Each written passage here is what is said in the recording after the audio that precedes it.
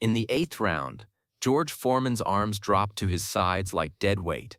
The man who had never been tired in his career suddenly couldn't lift his gloves.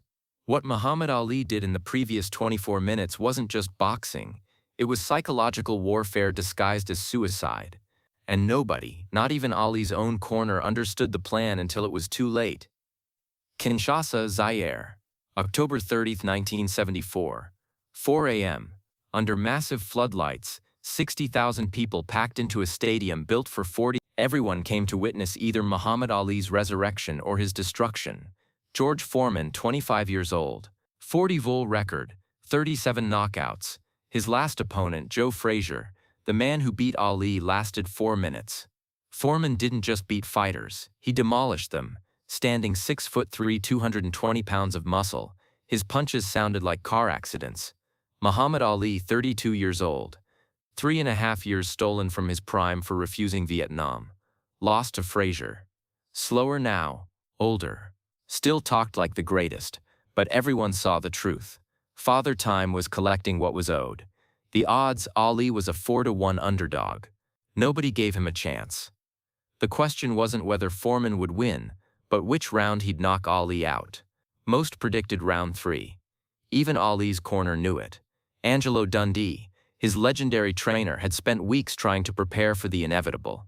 Ali's doctor pulled him aside. "Are you sure about this?" Foreman hits to end careers. Sports Illustrated's cover showed Foreman standing over a prone Ali. Massacre in Zaire? But what nobody knew, not the crowd, not the media, not even Ali's corner, was that Muhammad Ali had a plan. A crazy, dangerous plan that would either make him a genius or put him in the hospital. 6 months earlier, Ali's Miami training camp, sparring with Larry Holmes, a young fighter who would later become champion. Holmes was landing shots. Not many, but more than he should. More than anyone used to. After the round, Angelo pulled Ali aside. "Champ, you're getting hit too much, you need to move. Dance like you used to." Ali wiped sweat from his face. "Angelo, I can't dance like I'm 25. The legs don't work the same. The speed is still there, but not for 12 rounds. Not against Foreman." "Then how the hell are you gonna beat him?" "I'm working on something, trust me." That night, alone in his room, Ali stood in front of a mirror, threw a jab, fast, sharp, good. But when he bounced on his toes for 60 seconds, his legs burned. At 25, he could dance for 15 rounds. At 32, 3 rounds would exhaust him. That's when the idea crystallized. What if I don't dance? What if I let Foreman hit me? The thought was insane. Foreman's punches broke ribs, ended careers. But Ali thought deeper. Foreman had never gone past 5 rounds. Nobody had ever tired him out because everyone tried to survive by running. You can't run from Foreman for 12 rounds. But what if you don't run? What if you stay on the ropes? Absorb his power. Make him throw until his arms get heavy. Foreman's power required massive energy. He'd never had to manage it because fights ended too quickly. Ali decided he'd do it. But he wouldn't tell Angelo, because Angelo would try to stop him. But what happened in that ring over the next 24 minutes didn't just shock the world, it rewrote boxing forever. 1:00 a.m. Ali woke after 3 hours of sleep. Not from nerves. Ali never got nervous, but because his mind wouldn't stop calculating, visualizing, planning. He saw himself on the ropes, absorbing, deflecting, surviving. Saw Foreman getting tired. Saw the moment when the tide turned. By 3:45 a.m., Ali and his team were in the dressing room. Angelo wrapped his hands in silence, methodical but shaking slightly. Bundini paced, muttering prayers. Ali was unusually quiet. Normally he'd be reciting poems, making predictions. Tonight, silence. Angelo finished the raps. "Champ, what's the plan tonight?" Ali looked up. "Just trust me, Angelo. I know what I'm doing." At 4 a.m., they walked through concrete corridors. The sound from above was overwhelming. 60,000 people chanting, "Ali, Ali, Ali." He emerged into the stadium. The noise hit like a physical force. To these people, he wasn't just a boxer. He was a symbol. A black man who stood up to white America. Ali climbed into the ring. Tested the ropes. They were loose from the heat and humidity. Good. That helped the plan. George Foreman entered. No theatrics, just menace. His face showed nothing. No emotion. No doubt. Just cold certainty. They touched gloves. The bell rang. The first punch Foreman threw would hospitalize most men. Ali slipped it by inches. Foreman threw a left hook. Ali ducked, but then something nobody expected. Ali stepped backward, pressed his back against the ropes and stayed there. Angelo nearly had a heart attack. "No, champ, get off the ropes. Move." But Ali stayed. Foreman saw this and thought, he's already tired. He stepped in and began throwing bombs. Each punch landed with a sickening thud. The crowd winced. Ali's corner screamed for him to move. But Ali was doing something nobody saw. He was using the ropes, leaning back into them, letting them absorb some impact. It still hurt. Foreman hit like a sledgehammer, but it was survivable. And Ali was talking. "That all you got, George? My grandmother hits harder. You're weak. Show me something." Round 1 ended. Ali walked to his corner. Bundini panicked. "What are you doing? You're gonna get killed." Angelo tried to be tactical. "Get in the center. Box him. Move." Ali wiped his face, breathing steady despite taking huge shots. "Trust me. I know what I'm doing." Round 2. More punishment. But Ali noticed. Foreman was breathing heavier. Not much, but Ali noticed. Round 3. The commentators were calling it. Ali looks exhausted. This might not last much longer. Across America, people covered their eyes. They couldn't watch Ali get destroyed. But Ali wasn't being destroyed. He was making George Foreman work for the first time in his career. And those loose ropes were absorbing just enough impact to keep Ali alive. But what nobody knew, not the crowd, not the commentators, not even Ali's corner, was that George Foreman had never been in round 4 before. Round 4. Something subtle changed. Foreman's punches still had power, but the speed dropped 5%. Not much. Not enough for the crowd to notice. But Ali noticed. In the clinch, Ali whispered, "Is that all you got, George? You tired already?" Foreman shoved him away, threw a massive right. Ali blocked it. Still hurt, but survivable. Round 4 ended. Foreman walked to his corner and sat down for the first time. In the first 3 rounds, he'd stayed standing. Now he sat, his chest rising and falling noticeably. Ali watched from his corner, smiled slightly. The plan was working. Round 5. Foreman came out aggressive, trying to end it. He threw a huge combination. All landed. The crowd gasped, but Ali took it, whispered to Foreman, "You getting tired, George? Your punch is getting soft." Round 6. Foreman was breathing through his mouth now. He'd never been in round 6 before. His conditioning was good, but you can't train for what you've never experienced. Ali was still on the ropes, but now he started countering. Quick jabs to Foreman's face. Nothing devastating. Just enough to frustrate, to let Foreman know, "You haven't hurt me, and you're getting tired." Angelo started to see it. Foreman was slowing. Ali was surviving. A tiny spark of hope grew. Round 7. Foreman realized he might lose.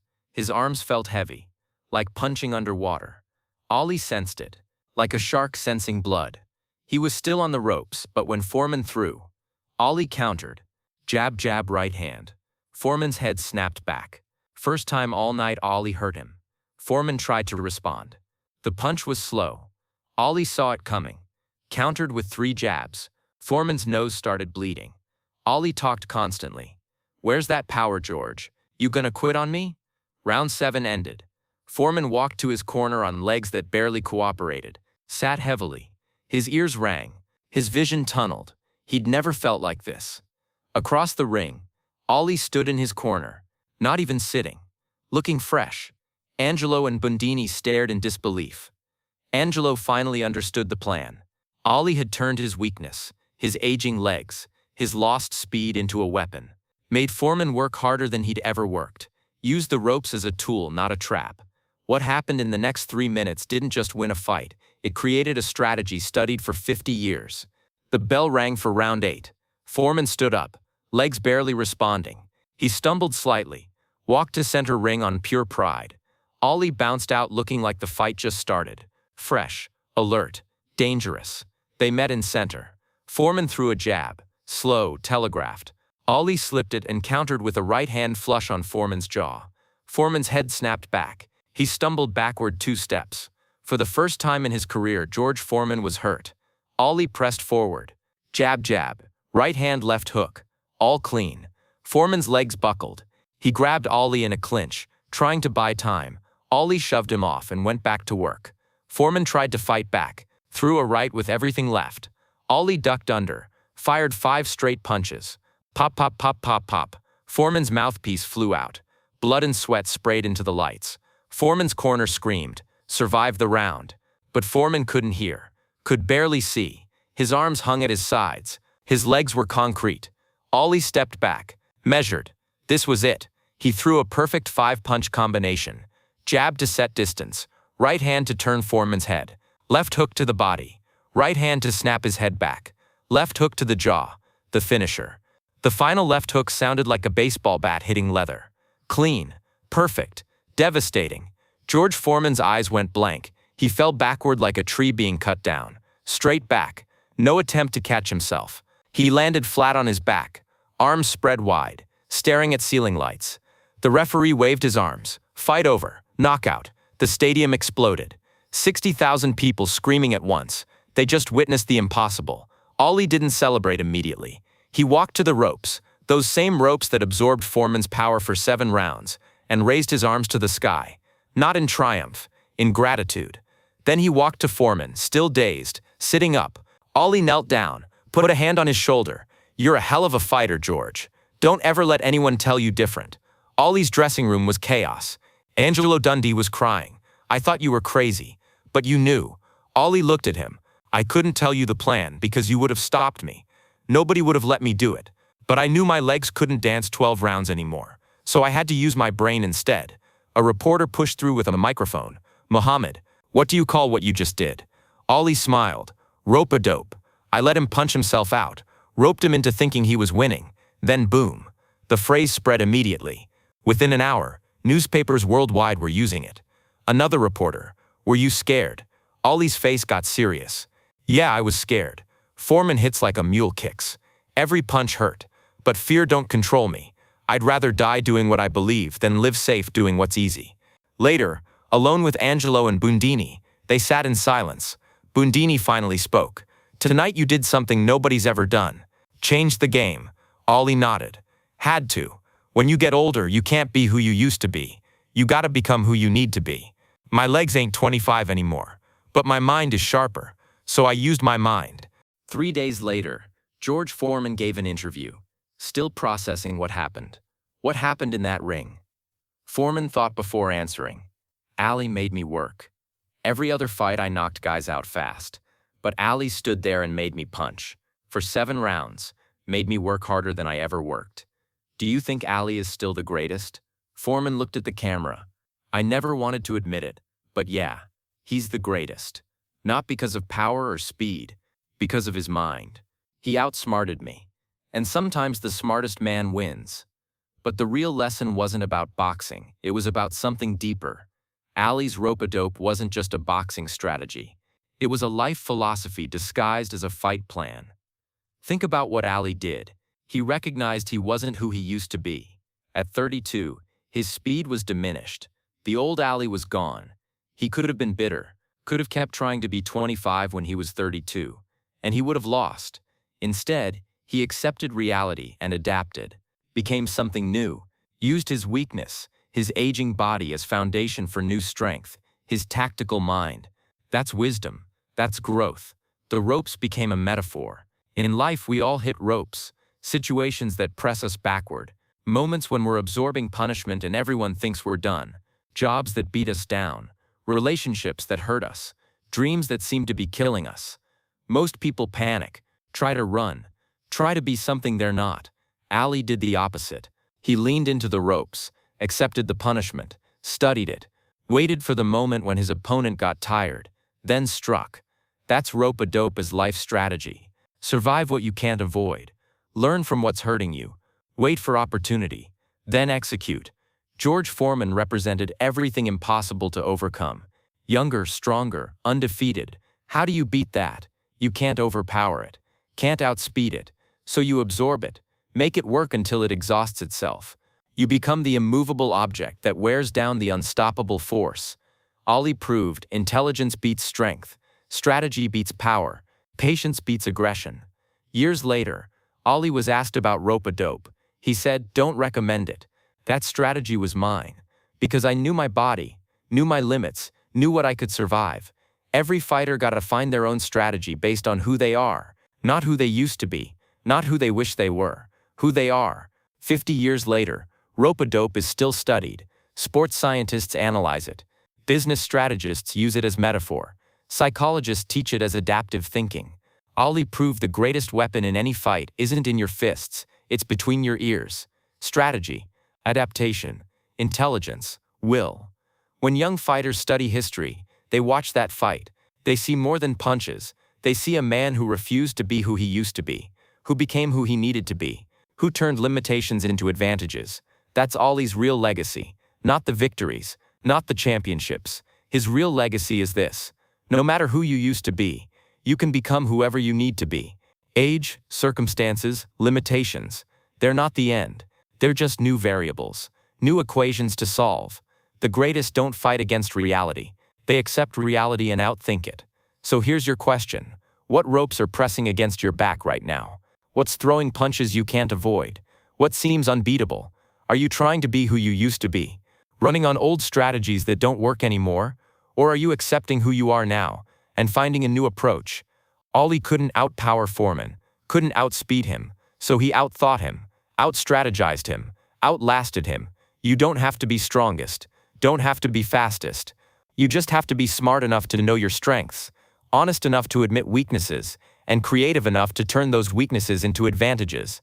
That's the fight, not the one in the ring, the one in your mind, where you decide who you're going to be when the old version doesn't work anymore. Muhammad Ali decided that night in Kinshasa.